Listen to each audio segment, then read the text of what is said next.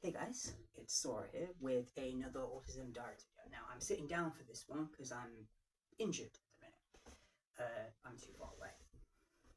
Now this one is going to be about sensory overload and pretty much what it is, what things trigger it, and things that we can do to help deal with it.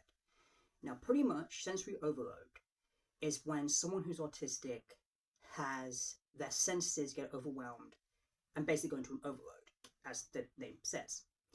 And basically, it can be triggered by loud noises, it could be triggered by too much going on at the same time, too many bright colors everywhere. There's a lot that can trigger it. But there's also a flip side to it where not enough of certain things in some people can trigger it. But of course, it's most commonly that too many loud noises and things like that trigger it. Now, the easiest and simplest ways to deal with the loud noise side of things is if you're either, well, I would say straight up to avoid busy places. But I know in some instances that's not possible. So my suggestion is there's earpods you can get and earplugs. There's specifically earplugs you can get that will drown out a lot of noise. Headphones that go over your head can also have this effect. The camera's doing weird stuff. So there's a lot of things you can do to help deal with it. This one's going to come out terribly because the light's flickering. But the thing is, the other way to, I'm trying to get it so it doesn't, sorry. The way in which it can be triggered, again, loud noises, things like that, it's pretty common in autistic people for this to be something that happens to them. It's a normal everyday thing, and when it happens, it sucks, because when we get hit with a sensory overload, pretty much we sometimes we can react by having, some have a seizure even, but some of us most commonly react by putting our hands over our ears and basically hiding away from a loud noise. Now obviously in a public place that's not easy to do. And of course, there are instances when people, like TV shows and things, how they react to it. For example, when Bradley Riches went into the Celebrity Big Brother house because there was going to be a crowd there to greet him as he went in, he had earpods or earplugs in that drowned out the noise. Obviously, now they were worried when he went in there that the bright colours would trigger sensory overload, but he worked fine. Mine is loud noises do tend to trigger me. Now, I've obviously learned to deal with that. Like I've shown before in videos, I wear my earplugs pretty much the whole time when I'm out.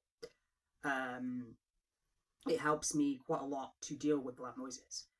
Now, too many bright colours sometimes don't trigger a sensory overload. Sometimes when there's too many bright colours, I will, how do I word it?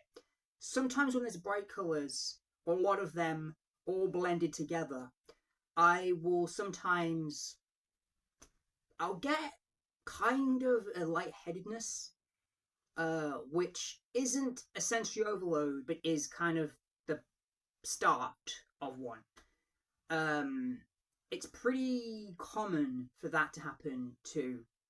And really the only ways to deal with it is to either avoid anything that can do that, but that's easier said than done, because obviously most things have bright colours or loud noises in them, or to wear earplugs. Now, some people, if they know they're going to be affected by bright lights, which again is another thing, or they're going to be affected by a lot of bright colours, will wear dark glasses to, basically not completely shut out the color, but to pretty much dim it so that it doesn't have the effect that it would normally have.